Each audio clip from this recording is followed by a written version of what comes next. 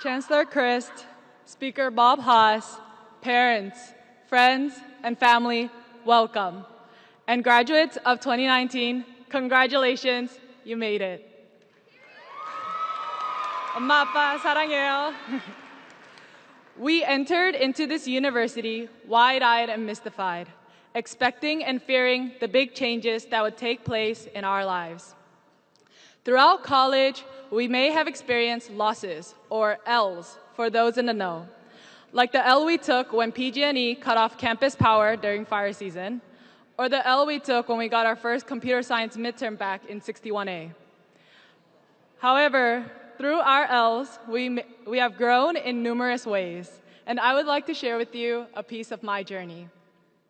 This past summer, I went to Kabul, Afghanistan with my Berkeley Christian Fellowship to work with local children and university students. I experienced many things, starting from the moment I stepped off the plane and felt the heat and dust hit my scarf-wrapped head. I walked past brown buildings and marveled at the size of long, oval-shaped melons and the scent of beef kebab filling the air. One day, I struck up a conversation with a teen girl who noticed I looked a bit different. I said, "Chitorasten," which means, "How are you?" in Dari. After some chit-chat, she told me her birthday was approaching, and I gleefully said, "Let's celebrate together." So a few of my teammates from America and I traveled to a village on the outskirts of Kabul a few days later to celebrate Nargis and share our culture of birthday parties. Her family unexpectedly invited us to stay for 2 days, something Americans rarely do for people we don't know. As her whole extended family joined us, we made them party hats and birthday banners, and in return, they showed us how to make ashok, Afghan dumplings, and embroidering Afghan designs. We recognized that we could both learn from each other and became friends. Before flying 28 hours to Afghanistan, I thought I would be educating the people about Western social values and ideologies, and yet I gained so many experiences that have given my life clear direction. I discovered my career path in public health, the importance of service and equity, and the beauty of living among strangers in a different land.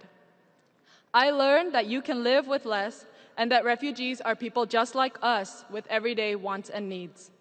Nargis jumped with excitement during her party, and her mother smiled with joy when we started dancing in the middle of the night. All of us, including this family, desire to be seen and to be heard. Living abroad showed me 3 new L's that I hope we all leave with today: to learn, to live, and to love others. The first is to learn.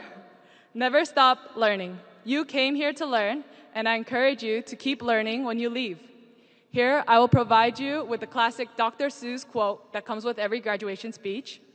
The more that you learn, the more places you'll go. Don't put the brakes on your education, but step on the pedal and accelerate your learning. Stay hungry, be humble, and intentionally seek out new knowledge. The next L is to live. You have been given the gift of one precious life. Live it fully and make it your own. Nobody else is going to pursue your dreams of creating the new startup, or launching a new body-positive fashion line, or starting higher education schools for women in Afghanistan. Life is constantly shifting, so breathe and applaud yourselves for living bravely. The last L is for love. A friend once told me that love is the 5th dimension. Another said, it's the feeling you get when someone offers to buy you boba. At Berkeley, we might have fallen in love with a significant other, or the llamas on Memorial Glade, or the spirit and the wind of this fall's big game. Go Bears! I believe we are born to be loved and to love.